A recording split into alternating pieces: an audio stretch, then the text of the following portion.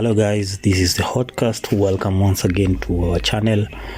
Welcome to watch our videos. Thank you for following us. Thank you for showing us support on social media. Thank you for showing us support on YouTube. Thank you for subscribing to our channel. Thank you for leaving us your feedback on the comment sections. Thank you for liking our videos, sharing our videos. We really do appreciate. And once again, we invite you to watch our videos, to like our videos, to share, to subscribe to our channel, to invite your friends to subscribe to our channel. We really appreciate. So today, Musalia Mudavadi and Martha Karua attended the Golden Jubilee ceremony of Bishop Emeritus of Kakamega, Philip Sulumeti. Sulumeti is marking his 50th year in service since he was first ordained as priest in 1972. Karua took to Twitter to confirm her attendance at the ceremony held in Bukungu Stadium. At Bukungu Stadium, witnessing the Golden Jubilee of Emeritus Right Reverend Sulumeti of Kakamega since consecration as bishop, Karua said in a tweet. Prime Cabinet Secretary Musalia Mudavadi was also in attendance. Earlier, Mudavadi, through his spokesperson Kibisu Kabatesi, said the spiritual life of the people of Kakamega and Kisumu is anchored on the bishop, who dedicated his life as their shepherd. He celebrated Sulumeti, saying he has achieved excellency as Bishop of Catholic Church of Kenya. He played a tremendous role in the pastoral life of the church, specifically Kakamega and the metropolitan of Kisumu at large, where he rejuvenated the vibrance of faith, the PSC said. Mudavadi further said Bishop Sulumeti contributed to the development of Kakamega, including the construction of social amenities in health care at St. Mary's Mumias Mission Hospital and St. Elizabeth Mukumu Hospital. In education, Kakamega boasts of many Catholic-sponsored and especially girls' schools, he added. Mudavadi said the clergy played a role in developing the foundation of the 2010 Constitution. We know that Mudavadi was recently sworn in as the cabinet prime minister or prime cabinet secretary in the William Ruto administration, and he has deferred his quest for the presidency and will serve in his position after he relinquished his party leadership position in the Amani National Congress. Party officials on Thursday told journalists at the Amani House in Nairobi that the immediate former ANC party leader will now concentrate on his state duties, while Lamu Governor Issa Timami will steer the party affairs as the party leader in an acting capacity. ANC Secretary General Simon Gikuru said that whereas Mr. Mudavadi has the ambition to serve the country as president, he will continue to serve in his new capacity following his appointment by President William Ruto. His dream to serve Kenyans has today got a new lease of life, but to serve the people of Kenya does not mean he must be president of Kenya at this time in point. Mr. Gikuru told journalists at the ANC party headquarters. He pointed out that Mr. Mudavadi had demonstrated he puts the interest of Kenyans first in his political career and will continue to do so by serving in his new role. Asked whether Mr. Mudavadi will make his second stab at the presidency in 2027 or 2032, ANC co-deputy party leader Captain Abdi Yare said PSCs will cross that bridge at an opportune time. We will cross that bridge when we reach there. For now, he has got a new appointment and he is satisfied with the new appointment, said Mr. Yare. Mr. Mudavadi first vied for the presidency in 2013 and 2017. He endorsed as Miula Umoja, One Kenya Coalition Party leader Raila Odinga, who contested for the top seat at the defunct National Super Alliance NASA ticket. In 2022, even though his ANC party endorsed him for the top seat, he threw his weight behind the then Deputy President William Ruto of the United Democratic Alliance, who is now President of Kenya. ANC officials and legislators lauded President Ruto for keeping to his promise and appointing Mr. Mudavadi as the Prime Cabinet Secretary for PCS.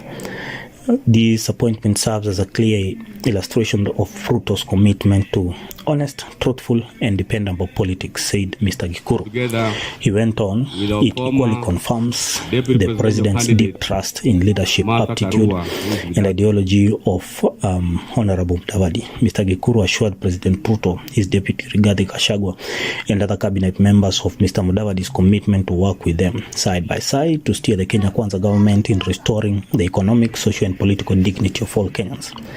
This is true to the Kenya Kwanza manifesto that is simplified in the mantra kazi ni kazi, pesa mfukoni. He pointed out that Mr. Mudavadi brings to the office of the Prime Cabinet Secretary a robust legacy of great experience in statecraft buttressed by strong patriotic values, a culture of integrity and statesmanship demonstrated throughout his service to the nation and in his style of politics. Emuhaya MP Omboko Milema and his Shinyalo counterpart Frederick Ikana said President Ruto's appointment of Mr. Mudavadi demonstrates that he is a honest leader, steering away from the politics of conmanship. Indeed, and I quote, President Ruto is an honest leader who is steering away from the politics of conmanship and adhering to honest diligence and promises he made to his friends during the campaigns, said Mr. Belemba. Mr. Ikana lauded President Ruto over what he termed as keeping his promises to his allies. He said he's not a liar or a conman, as those we have seen in the past, he said. So as Mudavadi attended the church service to celebrate the bishop's 58th anniversary, during his swearing in, Mudavadi left Kenyans scratching their heads after not holding up the Bible while taking the oath of office during the swearing-in ceremony of cabinet members of State House at State House on Thursday, as it is customary in taking oaths through optional or denomination.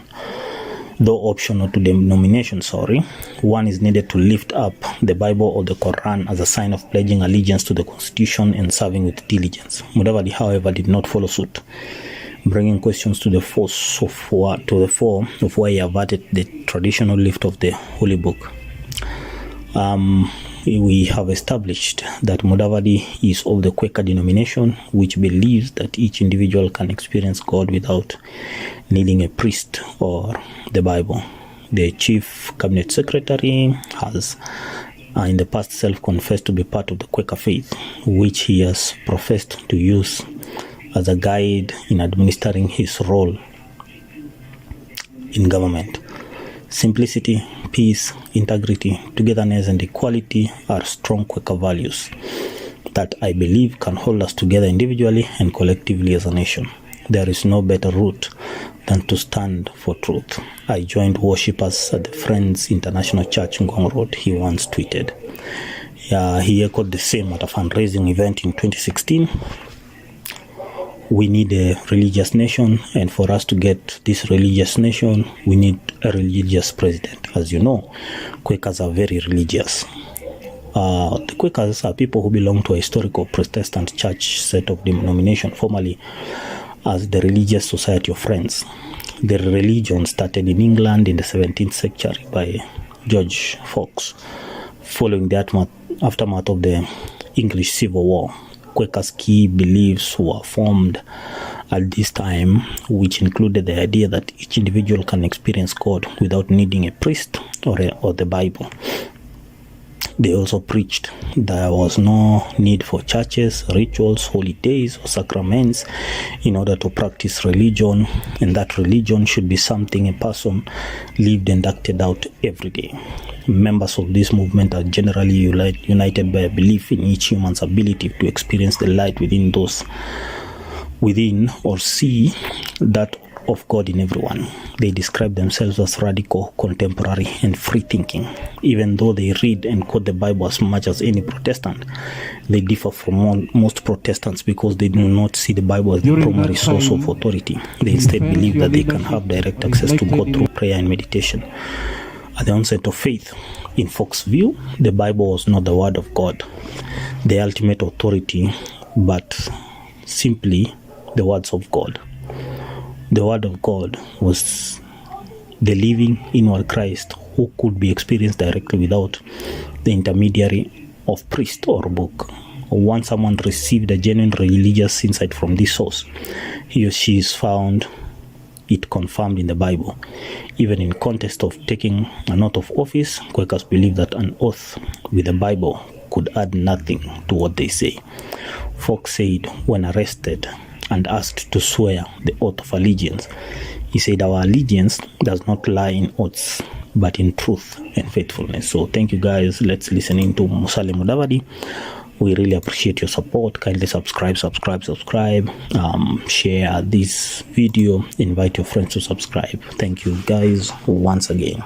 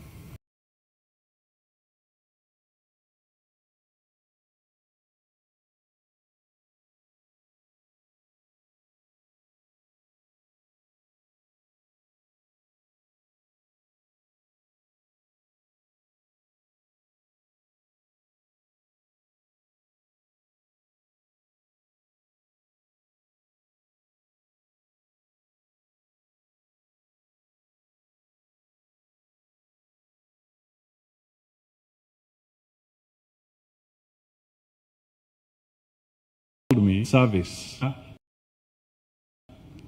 And indeed, can you also convey this message to His Excellency? I have to say on a personal basis, ability.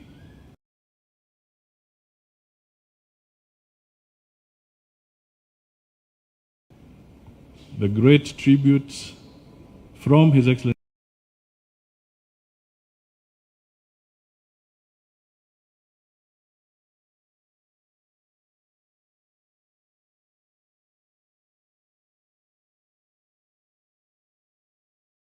the President to Bishop Sulumeti on this momentous occasion.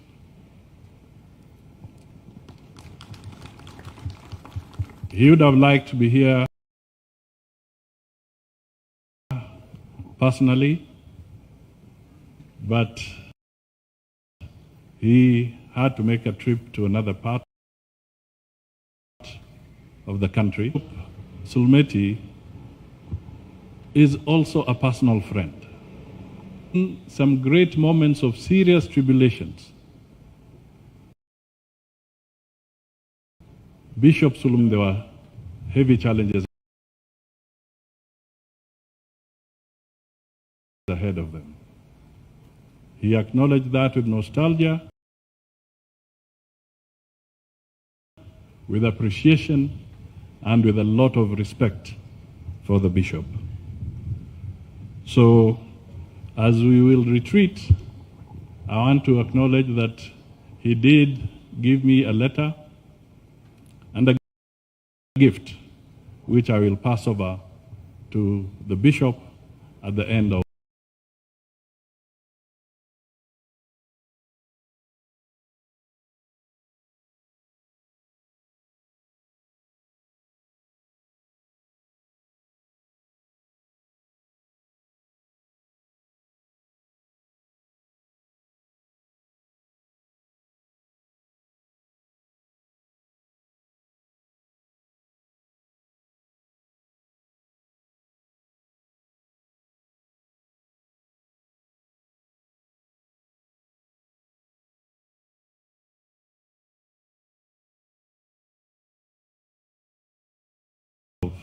this. Speak up a few of the words that Archbishop Maurice Mutaha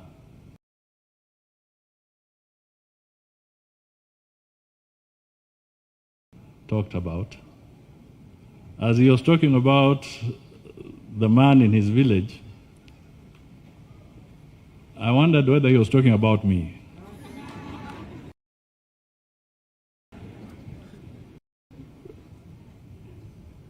Because there are many of us who fit that bill. Bishop Sulumeti has been a household name, is a household name in this country and in the area of religion. He is a powerful figure who has stood like a colossus in making sure that we follow the right path. His contributions, as enumerated by the governor and other speakers, I need not repeat. But one thing stands out, that if has been fought in this county and in this region, Bishop Sulumeti has been on the front line. If disease has been fought, Bishop Sulumeti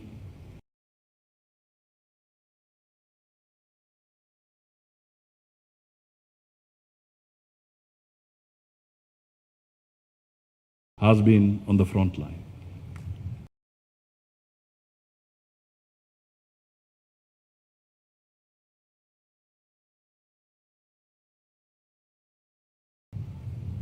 And if traversities of justice have been fought, Bishop Sulumeti has been on the front.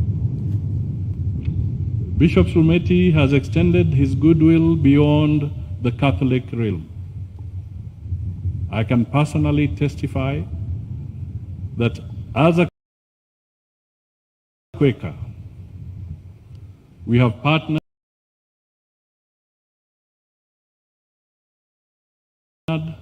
with Bishop Sulumeti, and together we were able to set up what is called the Sabatia Hope Center, a hospital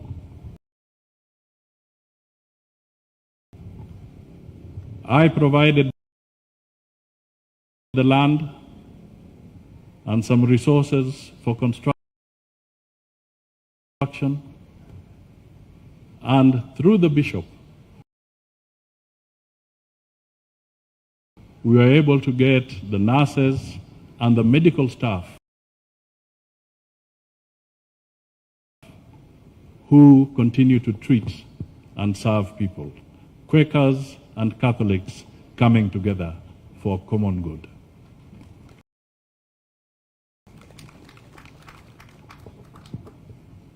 At a very personal level, when I was about to tie the knot with my wife Tessie, who is Catholic and who has also extended her best wishes, we got the blessings from Bishop Sulumeti at Mukumu. We walked into his chambers with my late father-in-law and the girl who is now my wife and mother of my children. And Bishop Sulumeti gave us the blessings and approval that you can go ahead and tie the knot. However, there was something that almost threw me off balance. I'm not very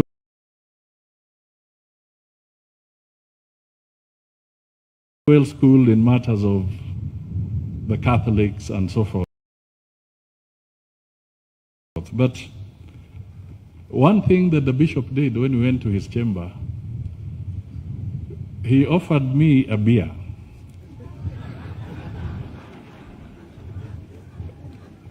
And I looked at him and I said, my God, is the bishop trying to trap me or something? I have never, I don't understand this. What do I do? And he said, no, just have it. Of course, I shied away. I didn't have it because I was completely baffled. Later to learn that it was in good faith, and I think what he was saying is that if indeed there are those who partake to it, take it in small doses and in reasonable measure so that you don't lose your senses.